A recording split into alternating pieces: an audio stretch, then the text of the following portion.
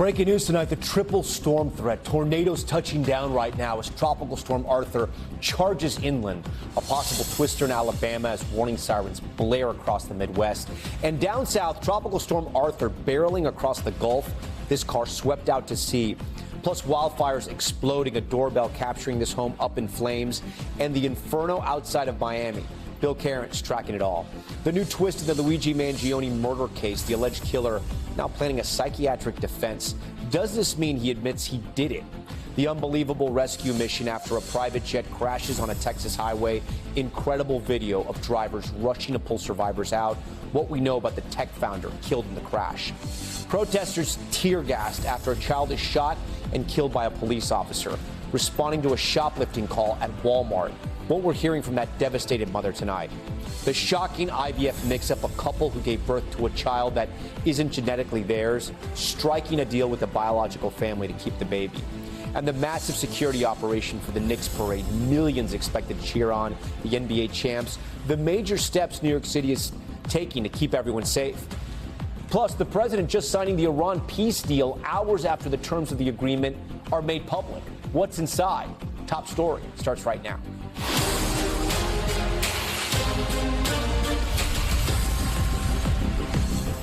And good evening. As we come on the air here, a triple weather threat unfolding, putting tens of millions on alert. Right now, tornado warnings going off in the Midwest. And down south, Tropical Storm Arthur is churning inland and wildfires igniting from coast to coast. At this hour, new images are coming in. A funnel cloud, you see it here, forming in Alabama. Massive storm clouds blanketing Illinois. The damage already on display in that state after high winds toppled stoplights and ripped bricks off buildings. The Midwest hardly able to catch its breath after the first round of severe storms, packing this tornado that tore across Indiana. You see it here perfectly. And heavy hail slamming Michigan. Down south, millions are under flood alerts. Here's why. The first named storm of the season, Arthur, making landfall. The worst of that storm, though, could still be to come. We're already seeing rough seas in Texas, high tide submerging cars and buildings. The big concern tonight, life-threatening flash floods. Officials in New Orleans warning it could be a worst-case scenario. The region already battling deadly flooding. Parts of Texas, Louisiana, and Mississippi underwater after days of heavy rain. And out west, look at this wildfire raging in Spokane, Washington. Multiple homes destroyed with thousands forced to evacuate. This Ring camera capturing the moments flames consume a neighboring house.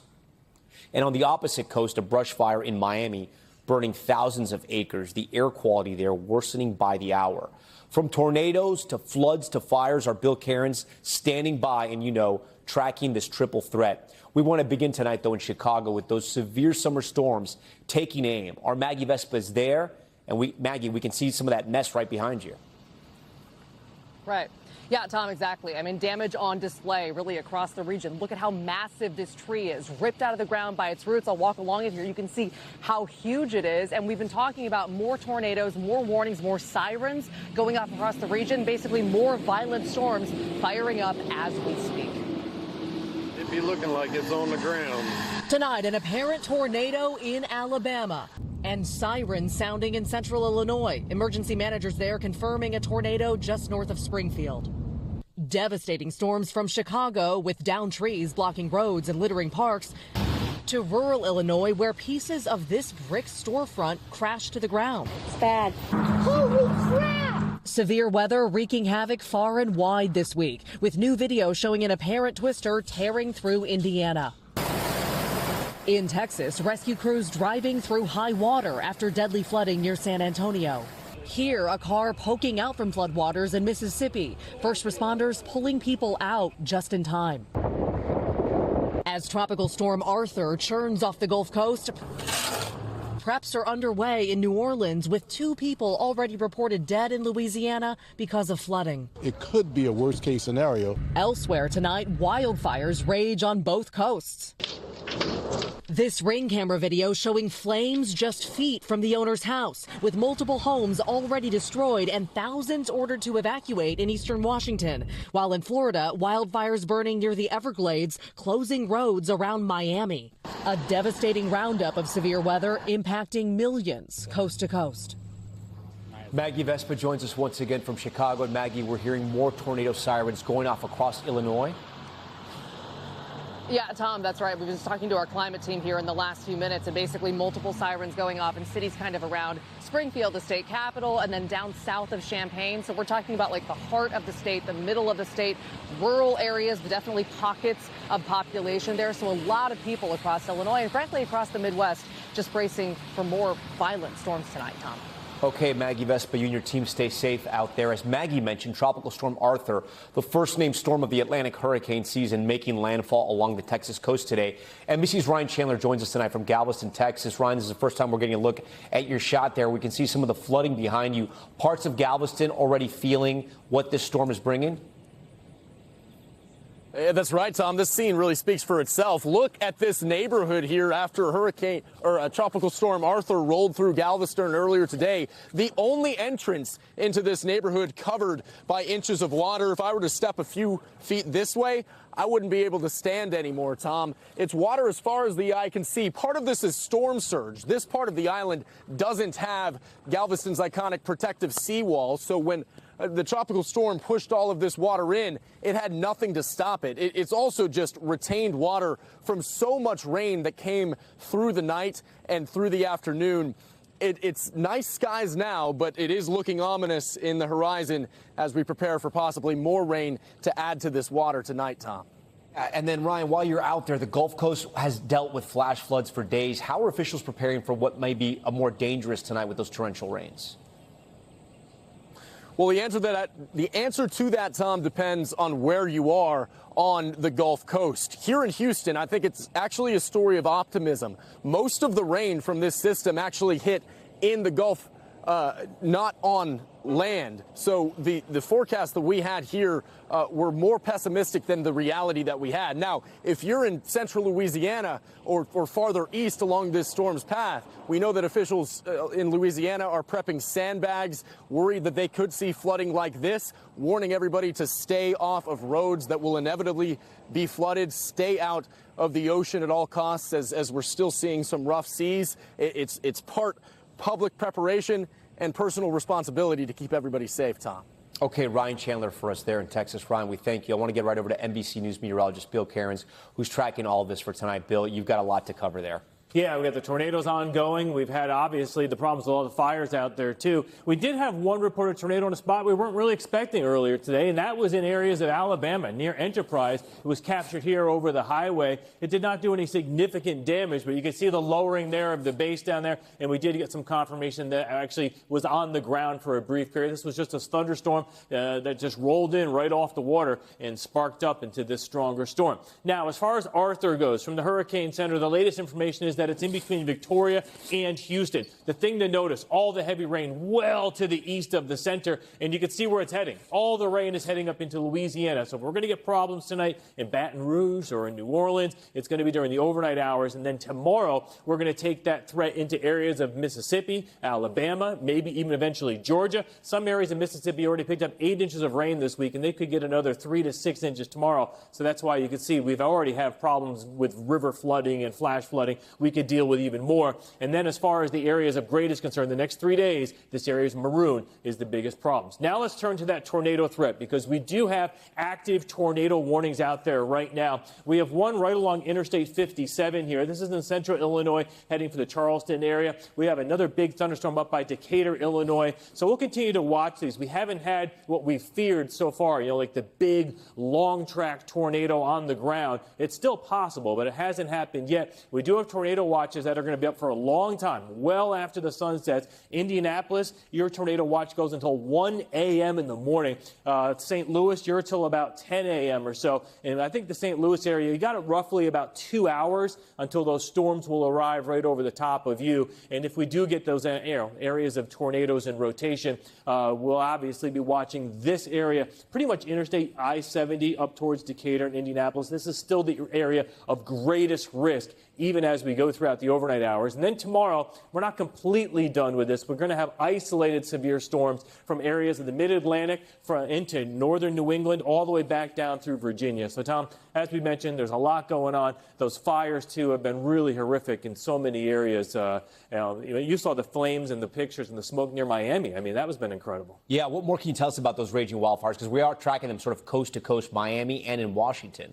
Yeah, the worst of them have been in Spokane. So those are the pictures we showed you at the top of the show. That was the upriver fire, and that was the one that you see the flames there. It just happened to form right near the homes. And so as it started burning in unusually windy conditions, the gusts were 50 to 60 miles per hour, they were kind of helpless. And they did rapidly just evacuations trying to save lives because they couldn't fight it. It was too windy. It was too dangerous for everyone out there. 15 homes have been reported lost. There are people missing. But they said that's very common in these situations, Tom, because people are evacuating, they leave their cell phones behind, and they're trying to locate everyone. It's a difficult situation. Yeah, and it's going to be a dangerous night all across the country. All right, Bill, we thank you for that. We may come back to you. We want to go now to our other developing story we're following at this hour. A private plane crashing onto a highway in Texas. People racing to the fiery wreckage to save those on board. And tonight we're learning the CEO of a private equity firm was killed in that crash. Here's NBC's Tom Costello. Oh my God. Terror on Loop 20 in Laredo, Texas. Are they trying to get people out? A private business jet crashing into traffic and erupting in fire after failing to make it to a nearby airport. They're trying to get people out. There's people in there. Dashcam video captured the moment of impact. The plane, torn in two by a light pole, suddenly ignites. Inside the plane, 6 people. We literally saw a aircraft, split in half. So we were like, oh my God, this is crazy, out of a movie. Zaira Garza's husband was among the drivers who used hammers and crowbars to break one pilot free, then another. 3 teenagers got out on their own. 3 kids, 2 pilots. Where's the parents? They're still in there? The only fatality, 50-year-old Joshua Baer, the founder of Austin-based Capital Factory, which funds high-tech startups. The company calling him brilliant and a dear friend to so many of us. The Cessna Citation departed San Jose del Cabo, Mexico last night, bound for Austin, climbing to 43,000 feet before reporting they were low on fuel, diverting to Laredo. Flight Radar 24 data shows the plane rapidly descending at 3,000 feet per minute before slowing its descent to line up for a landing, but then drifting off course. The last radar contact 2 miles south of the airport. It is nothing short of a miracle that this tragedy did not become a mass fatality event. This jet was owned by a company called NetJets. It leases jets for private flights, the biggest company in the world that does that, owned by Berkshire Hathaway. It's the first fatal crash in 40 years for the company. It now says tonight that safety is and always has been at the foundation of everything it does, and it is working with investigators to find out what went wrong. Tom? Okay, Tom Costello with some new developments on that horrible crash. Tom, thank you. Also breaking tonight, 2 U.S. officials telling NBC the Iran deal has officially been signed. And tonight we're learning more about what exactly both sides have agreed to, including the U.S. lifting its blockade in the Strait of Hormuz. NBC's Gabe Gutierrez is traveling with the president and has this report. Tonight, 2 U.S. officials tell NBC News the deal is signed. With the president at the G7 summit, his administration laying out details of the preliminary peace agreement with Iran. I didn't want to see economic catastrophe. If you kept this going, that could have happened. According to a senior U.S. official, under the 14-point memorandum of understanding, which leads to 60 days of more talks, Iran allows toll-free passage of the Strait of Hormuz. The U.S. ends its naval blockade of Iranian ports, and Iran reaffirms it will not develop or procure nuclear weapons. No, it's not final. It's a memorandum of understanding. If they don't behave, we'll go right back to dropping bombs right smack in the middle of their head. Okay? World leaders at the G7 issuing a joint statement praising the agreement, which they said was secured under the strong leadership of President Trump. But critics are seizing on financial concessions, including allowing Gulf countries to start a $300 billion reconstruction fund and allowing Iran to resume selling oil. That it does smack of the kind of appeasement that our administration rejected in the Obama-Iran nuclear deal. The president pressed today about that fund to help Iran. Only if they're doing things right. We're not putting up money. Saying a final deal is expected to address the Iranian regime's support for terror groups and what remains of its ballistic missile program. They have to have some because other people have some. Which he told NBC's Garrett Hake Iran can now keep. Why is it acceptable to you now that they keep some of that capability? And Iran is... What are they keeping? What are they keeping? They have less than other nations now. We knocked out probably 85% of their missiles. And he had this response when asked if he named Vice President Vance as lead negotiator so he could blame him later. I like that idea, sure. Well, this way, if it works out, I'm going to take the credit. If it doesn't work out, I'm blaming JD. You better be careful, JD. Gabe Gutierrez joins us tonight from Geneva. And Gabe, you have new reporting on why the text of this deal was not released until today? Yes, Tom, a senior U.S. official tells me the delayed release was at the request of Iran and that this is the same text that was signed on Sunday. Now, another U.S. official says only the vice president had previously signed it and that tonight President Trump signed it digitally while at a private dinner with the French president at Versailles. Still, Tom, there are a lot of questions about the future of this agreement, including a provision that says that military operations in Lebanon must cease. But as you know, Tom, Israel has said that it is not part of this agreement. So there are a lot of questions about how this moves forward, especially over this next 60-day period, which is crucial. The administration says a lot of this will be worked out, but some skeptics wonder whether this ceasefire will hold, Tom. Okay, Gabe Gutierrez. Gabe, I thank you for that. I want to bring in our political pros to discuss. Amisha Cross is a Democratic strategist and a former campaign advisor to President Obama, a good friend to Top Story. And Mike Dubke served as White House communications director for President Trump during his first term and a founding partner at BlackRock Group. I thank you both for being here. Mike, I'm going to start with you. What has the U.S. gained here that wasn't already true before the war or during the 2015 deal negotiated by President Obama?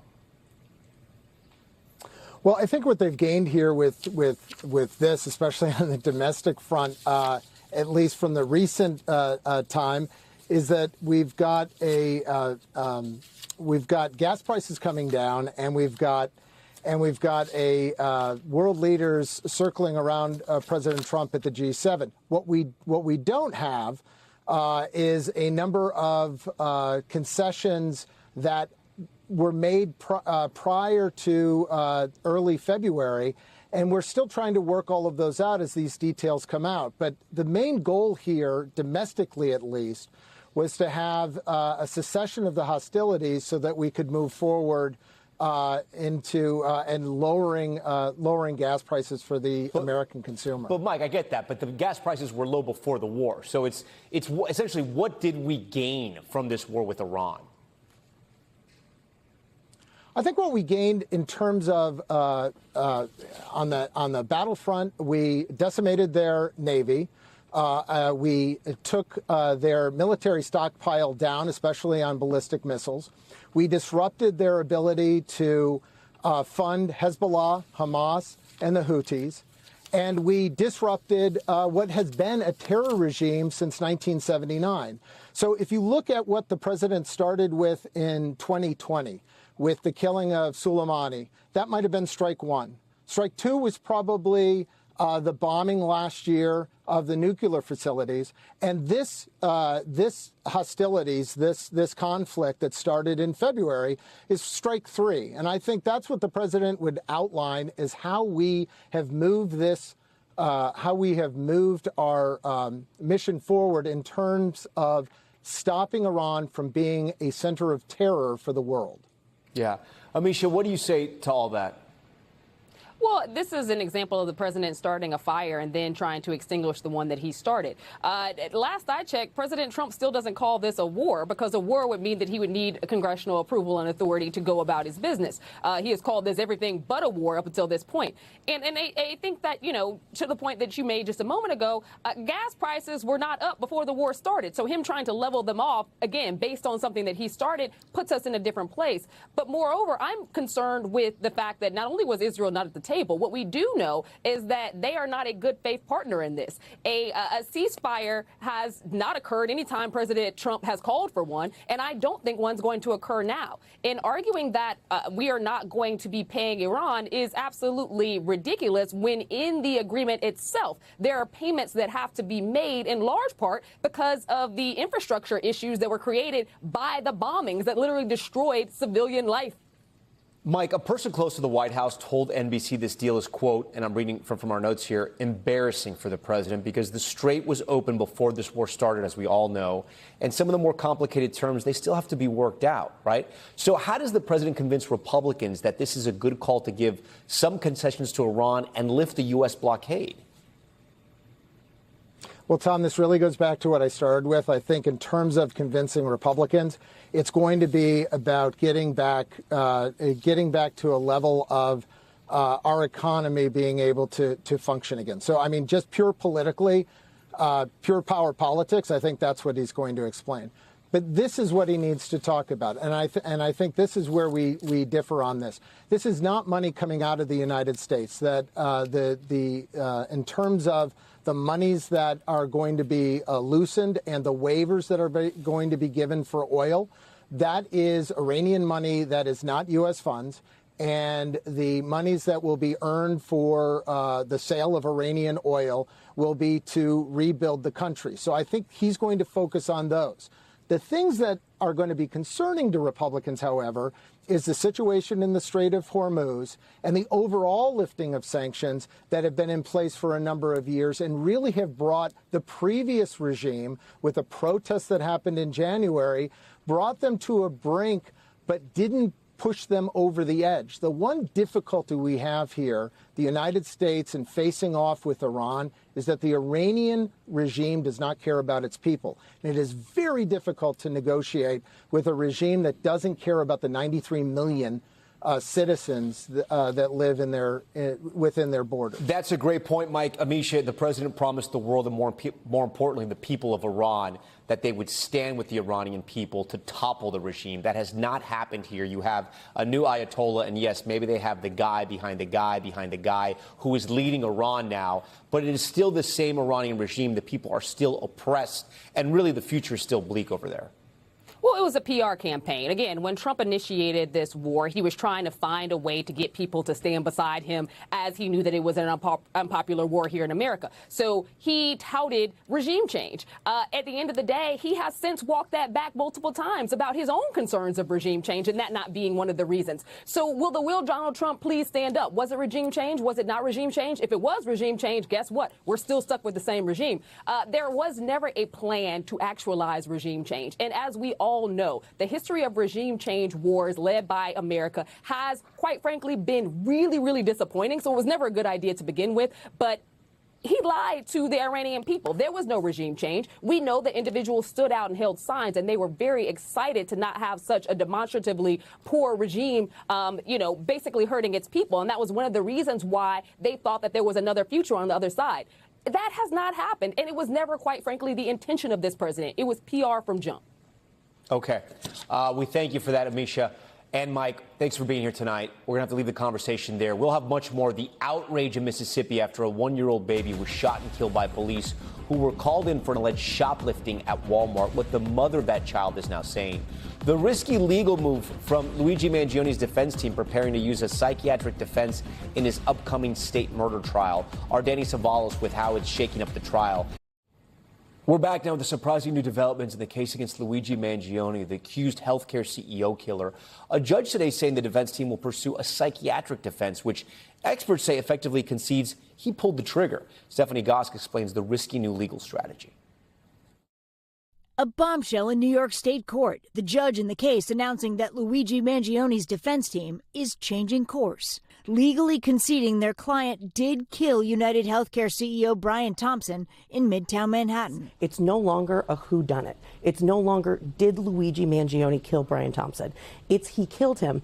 But the defense will argue Mangioni was suffering from extreme emotional disturbance and deserves a lesser charge than murder in the second degree. If he's successful with this defense, it could be significantly reduced to manslaughter, which means 5 to 25 years as opposed to the potential of life. The judge ordered all relevant documents handed over to the prosecution. The DA's office has the chance to order its own psychological evaluation of Mangioni. The trial, less than 3 months away, will now look very different. Forensics and the murder weapon may not be the focus. Instead, it will likely be on the Ivy League grad's mental health and the alleged planning leading up to the shooting. Evidence like the red notebook found on him when he was arrested in a Pennsylvania McDonald's, possibly playing an even more significant role. One entry written months before the killing reads, "I finally feel confident about what I will do. The details are finally coming together." Prosecutors accuse Mangioni of meticulously plotting the crime, which could make a psychiatric defense a significant challenge. When you raise an affirmative defense like this, the defense actually has to show that Luigi Mangione acted with extreme emotional disturbance, that he lost self-control. Okay. Stephanie Goss joins us now live in studio along with Danny Savalos, our NBC legal analyst. We thank you both for being here. Danny, I'm going to start with you, if that's okay, Stephanie, you're the lawyer here. Is this, for our viewers, because they may be confused, is this an insanity defense or is this different? It is not an insanity defense. It's totally different. Insanity, if the jury acquits, but finds not guilty by reason of insanity, it's a total defense. That's not what EED is, extreme emotional disturbance. All it does, as Stephanie and Misty pointed out in that package, is downgrade, if successful, from a murder charge to a manslaughter charge, which would make the punishment far less, and that's significant, certainly for Luigi Mangione. Is this tough to defend if you're on the defense team here to prove this? It is very difficult. And think about this. Just like insanity, the defendant has to admit that he did it. So it is something of a gambit because you're going into trial saying, look, I did it, but now I'm taking on this additional burden to prove that when I did it, I was under this extreme emotional disturbance. And we saw in the package, the prosecution gets their own psychiatric expert. And Tom, what do you think their psychiatric expert's going to say when that expert examines Luigi Mangione? They have these folks on call, and they're very good at their job, and so it's going to be a battle of the experts. It's a risk. Stephanie, you've been covering this case from the get-go. Yeah. It was a tough case for the defense. There's a lot of evidence, and we've talked about this. Yeah, there's a lot of evidence. And, you know, what happened right before all of this? There was that, pretrial hearing, the evidentiary hearing, where they tried to get a whole host of things thrown out, arguing that their client's constitutional rights were violated. Well, that didn't happen. So you still had the gun and the silencer and the notebook that were going to be part of the trial. And so now they've come around with this strategy. Is it risky? But what else can they do necessarily? They're trying to minimize how much time he potentially spends in prison. But, of course, you also have the federal case as well. They're going to have to prove this mental illness. What type of evidence do you think they're going to provide there? Yeah, for the federal case, you're not allowed to do this. You're not allowed to present this psychiatric defense. And as Danny mentioned, the genie's out of the bottle with admitting that you killed him. So they're going to have to come up with some other strategy in federal court, right? Yeah, and then the evidence to try to prove this mental illness, will they go to the notebook? Do you think do we have any idea what they may present for that? Well, it's really interesting. The defense tried to keep that argument sealed, and the judge said today that he's going to unseal it. It's not out yet because they've got to go through and redact it, but we're going to find out the nuts and bolts of what's in that and what they're arguing.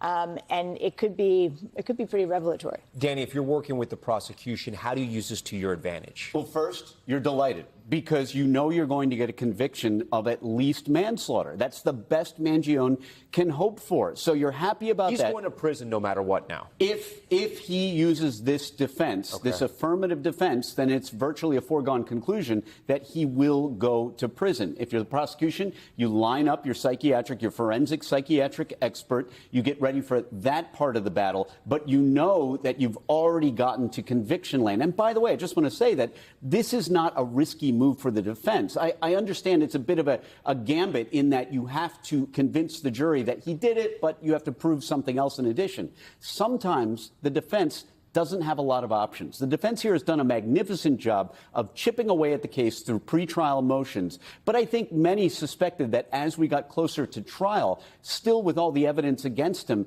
they had to consider this as a possible avenue. And then, Stephanie, before we go, reminder of viewers, when does this trial start? September 8th, and then the federal trial is scheduled for early next year. Okay. Stephanie Goss, Danny Savalos, we thank you guys for being here. Just ahead, the massive fire near downtown L.A., smoke pouring out of the roof, the fight to get it under control. And the huge security operation in New York City for the Knicks championship parade. Imagine this, 10,000 officers deployed as millions descend on the Big Apple.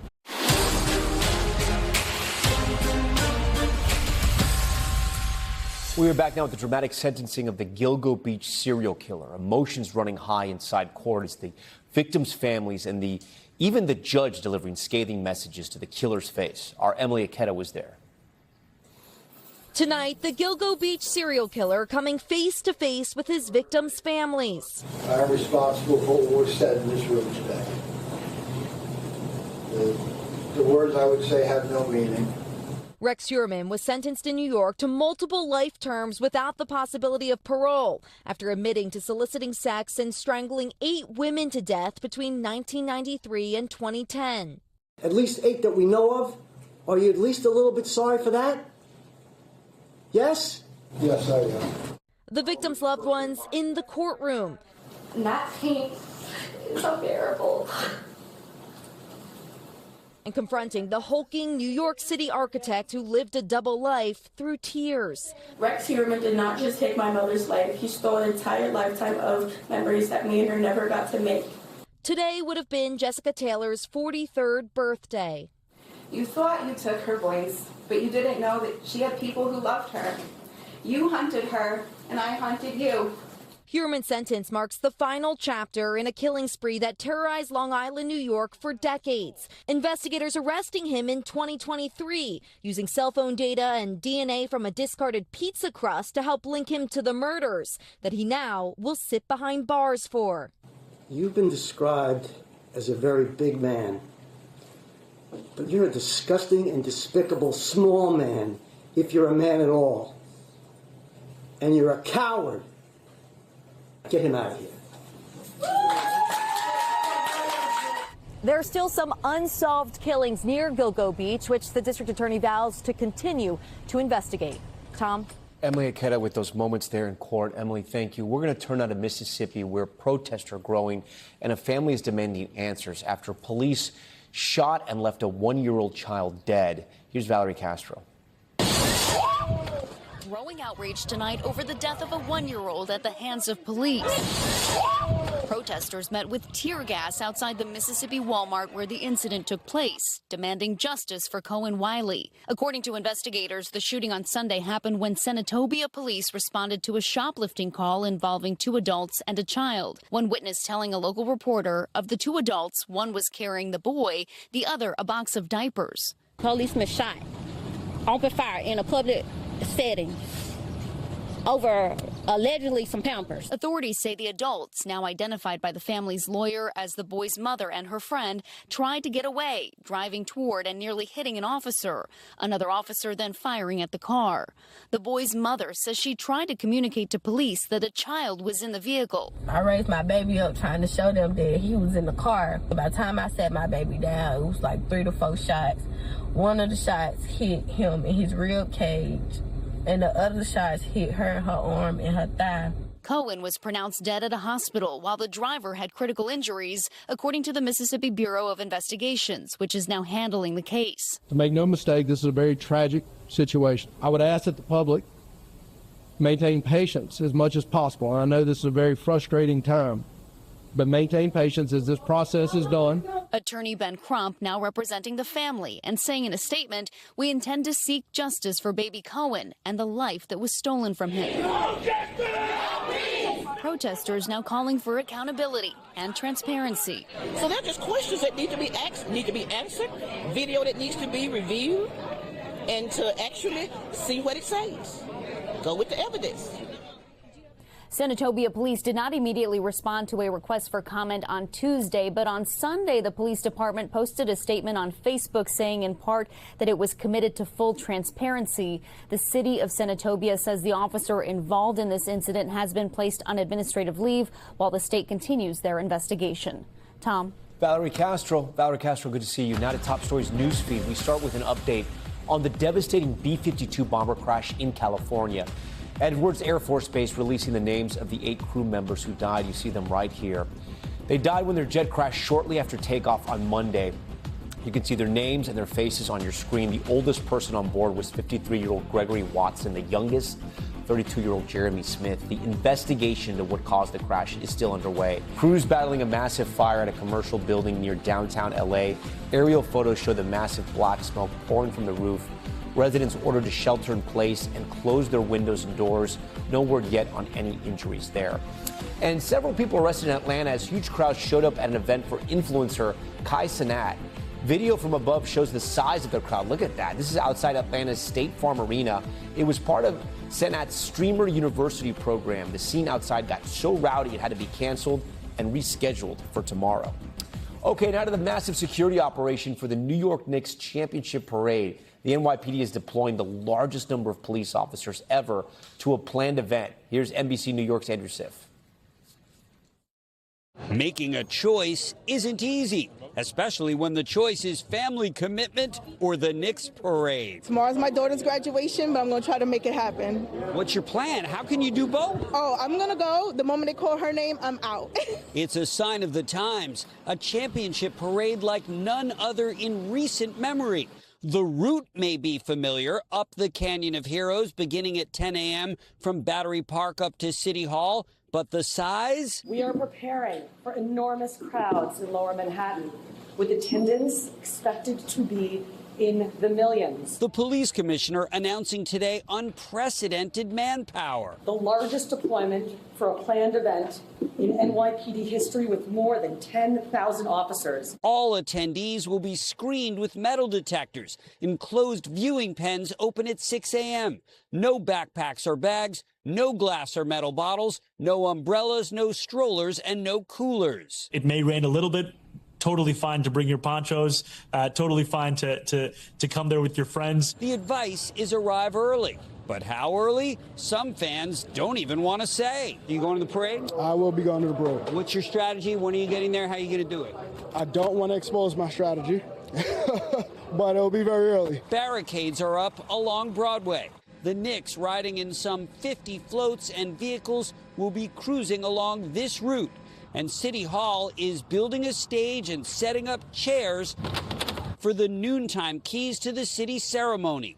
And the emotions, well, lifelong fans still talking about the reward of winning after 53 years of not. And just feel the crowd, the people, everyone's hugging each other, slapping each other. I haven't seen New York this happy probably ever. The advice to all of the tens or thousands or millions of people arriving is to take mass transit if at all possible. That is the latest reporting from Lower Manhattan. I'm Andrew Siff, sending it back to you, Tom. Our good friend Andrew Siff, we thank you for that. Still to come here, the shocking mix-up at an IVF clinic. A Florida couple now saying they will keep the baby who isn't genetically theirs. How they came to an agreement with the baby's biological parents. Plus, the massive warehouse fire in France. Smoke towering over the Paris skyline. That's coming up. Top Stories Global Watch.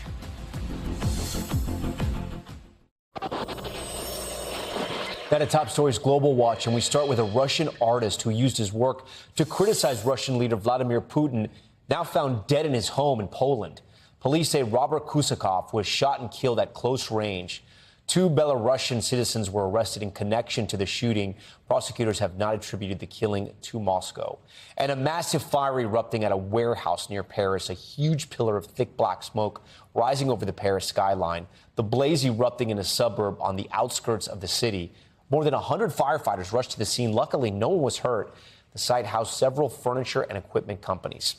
And in Japan, 6 of the country's main ice cream manufacturers were raided over accusations of running a cartel. Japan's Fair Trade Commission alleging the companies colluded to raise ice cream prices to levels beyond inflation. The companies all saying they will cooperate with the investigation. Japan's ice cream industry has exploded in recent years, with the market hitting a record $4 billion just last year. Back here at home, the new developments in a shocking IVF mix-up. A Florida couple who sued a fertility clinic after realizing their newborn was not biologically theirs. They have come to an agreement now with the biological parents to keep the child. NBC's Liz Kreutz has more. Tonight, the IVF mix-up making international headlines. Tiffany Score and Stephen Mills giving birth to a beautiful baby girl, only to quickly realize she was not biologically theirs. According to a lawsuit filed against the Fertility Center of Orlando, while the parents are both white, their baby Shay did not appear to be. Genetic testing later revealing their baby was 100% South Asian. That began a search for the biological parents, who only recently learned about the horrifying mix-up. They were obviously shocked when they were told that their embryo was used and given to another couple. Legal filings show the 2 couples have now reached a custody agreement, allowing the birth parents to keep baby Shay. The genetic parents, who have chosen to remain anonymous, will also remain part of her life, but their attorney says they're heartbroken. Would your clients have preferred to have the legal custody of Shay, of the baby? If it were up to my clients and they had the choice, of course, but the laws in this country and in Florida favor the parents who actually give birth to a child. So it would have been an incredibly uphill legal battle. NBC News reached out to the fertility clinic, which has since closed, and did not hear back. In a statement, Shay's birth parents say they have begun and intend to continue to foster a relationship of friendship and trust with their daughter's genetic parents. Both families saying a mix-up like this should never happen again. Liz Kreutz, NBC News. Liz Kreutz for us. Liz, thank you. We are taking a turn now to rapper Lil Nas X, who is sharing an update on his mental health. Last August, the musician was charged with 4 felonies after he was found disoriented and naked wandering around Los Angeles. Instead of jail, he was able to seek mental health treatment, and now he says he's doing better. Take a listen. First, where I've been in rehab for a few months, and since then I've been, back at home. I have a therapist now and a psychiatrist, which has been really helpful. When I got my bipolar disorder diagnosis, I feel like I had known for like the past few years, but I didn't want to admit to it because I didn't want to have to take medication and I don't know, have people think different of me. I mean, I'm already like black and gay. Like, damn, God, give me like, come on, black, gay, bipolar. Like, I'm like living life on like extreme hard mode. Yeah, but on a serious note, like, I'm doing much better. I'm doing better. I'm feeling better. I'm creating freely, and there's less fear in my heart. All right, that's just part of it. For more, I want to bring in NBC's Chloe Malasso. Chloe, what do we know about how he's doing? I mean, first of all, Tom, this is a heartwarming story to me, to see him looking so healthy. This is such a stark contrast to what we saw in that very jarring video of him walking the streets of Los Angeles last summer. And we haven't heard from him. And we finally are hearing now that he's been in rehab. He's been diagnosed with bipolar disorder. And he actually is laughing and saying, I'm doing really well. I'm even working on new music. Remember, those charges were ultimately dismissed if he sought treatment, if he stayed clean and stayed out of trouble for 2 years. And clearly he's doing just that. Reminder of viewers, what exactly happened in Los Angeles that night? Because it was so strange. Right. It was so odd. So he was seen walking down the side of the road, no pun intended to his song Old Town Road. And he's in a pair of like tidy whities, some cowboy boots, and just people are literally filming him, and it started to go viral, this video. And when police officers got to the scene, because they kept hearing about this guy that looked like Lil Nas X walking down the road, he charged at officers and he was arrested. And we never heard from him after the incident, right? Like, so he never did some big sit down interview. I tried, don't worry. And so for him to come out, though, he is looking so healthy, strong, positive. And so this is one of those things where I just love it when a celebrity reclaims their own narrative. He went on social media with this update, and the comments that are pouring in are so positive and supportive. And of course, like I said, he teased some new music too. Well, I was going to ask you what's next for him, and he did talk about this new music, and he's such a big artist. He's had some of the biggest hits over the last few years, so it sounds like he's going to get back in the recording studio. Yeah, it sounds like perhaps a new album is on the way. I interviewed him early on in his career, and he rose to fame very quickly with his hit song Old Town Road. Yeah. And he had so many celebrity collaborations, and he is somebody who has navigated the spotlight very fast at a young age. And so again, you see a lot of stars. Hollywood is a very forgiving place, have bumps along the way, and everybody loves a story where somebody has a happy ending and a comeback story. So, hopefully he's able to stay healthy and clean. Okay.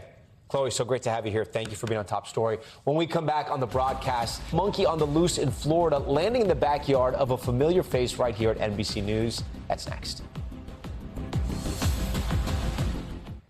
We're back now with a thief on the loose in Florida. A monkey breaking out of an animal sanctuary, finding her way into backyards across Fort Lauderdale, including the one belonging to our very own former NBC News correspondent, Kerry Sanders. Ari Odzer from our NBC South Florida station has this one. thief isn't even trying to hide. It's just monkey business as usual. Kerry Sanders thought it must have been an iguana munching his mangoes. Then I came out and I couldn't believe what I saw. Stealing our mangoes, eating right there. A monkey. This is bananas. You could say the neighborhood is going ape. How cool is it to see a monkey in your backyard? Very cool. 6-year-old Maya Saib said the unexpected guest, a vervet monkey, freaked her out a little when she took a banana right from her hand. Because it's very cool and I've never done that in my whole life world, and that was the craziest thing I ever done. We love these. Isn't that yum? The folks at the Dania Beach Monkey Sanctuary know the wayward animal. They rehab injured monkeys here, and they say the Sailboat Bend vervet visitor is a runaway from the wild colony that lives near the sanctuary and visits every day. Her little bachelorette gallivant is what I'm calling this. Dr. Missy Williams runs the sanctuary and says it's unheard of for females to leave the colony. I was very surprised to see that this was a female that had left the wild population. So we're really not quite sure what sparked her to leave her social group.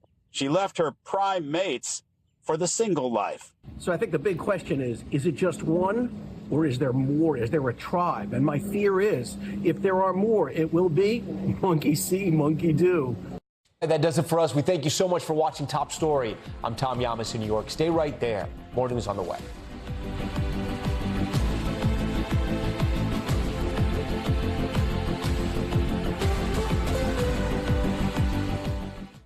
We thank you for watching, and remember, stay updated on breaking news and top stories on the NBC News app or watch live on our YouTube channel.